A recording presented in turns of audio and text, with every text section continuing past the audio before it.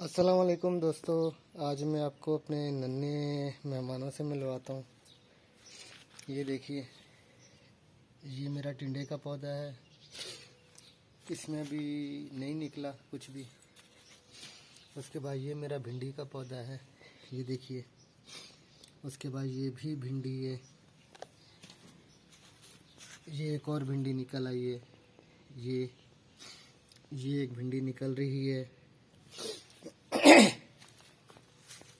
इसमें अभी तक कुछ जर्मिनेट नहीं हुआ, लेकिन हो जाएगा इंशाल्लाह। एक पौधा ये निकल रहा है भिंडी का। एक भिंडी ये है, इसमें भी कुछ नहीं निकला, लेकिन उम्मीद है निकल आएगा जल्दी।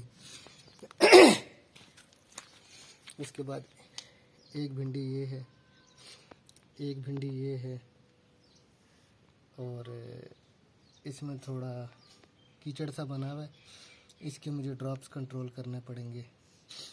ये मेरा अपना बनाया हुआ लो कॉस्ट या समझें फ्री वाला जो है ना, वो है ड्रिप इरिगेशन सिस्टम।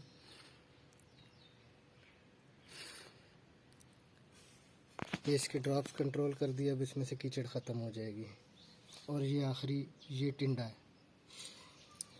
ये सारे मैंने खुद ही बनाए थे।